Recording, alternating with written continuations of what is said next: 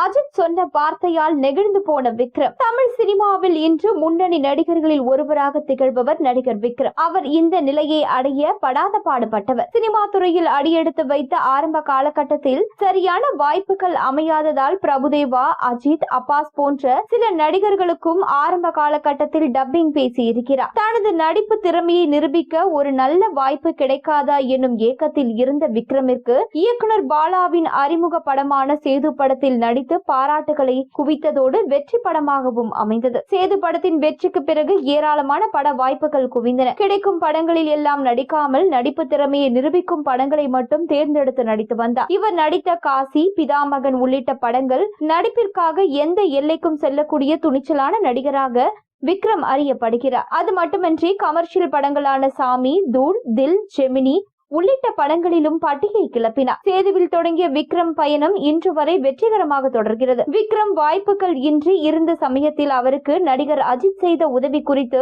சமீபத்தில் பிரபல பத்திரிகையாளர் செய்யாறு பாலு பேசியிருந்தார். விக்ரம் மற்றும் அஜித் இணைந்து நடித்த படம் உல்லாசம். ஜோடி மற்றும் ஜெரி இயக்கத்தில் நடிக்க அஜித்தை அணுகிய பொழுது அப்படத்தில் மற்றொரு ஹீரோவும் நடிப்பார், அவருக்கு படத்தில் ஹீரோவுக்கு நிகரான முக்கியத்துவம் கொடுக்கப்படும் என்பதையும் அதற்காக நடிகர் விக்ரமை முடிவு செய்து இருக்கும் தகவலையும் கூறிய பொழுது சற்றும் தயக்கமின்றி, அதனால் என்ன, அவரும் என்னை போல கஷ்டப்பட்டு வந்தவர்தான், என்னை விட அவருக்கு அதிக ஸ்கிரீன் ஸ்பேஸ் கொடுங்கள் என்று கூறியுள்ளார் அஜித். இந்த விஷயம் கேள்விப்பட்ட விக்ரம் உல்லாசம் படப்பிடிப்பு தளத்தில் அஜித்தை சந்தித்து நெகிழ்ச்சியுடன் பேசியுள்ளார்.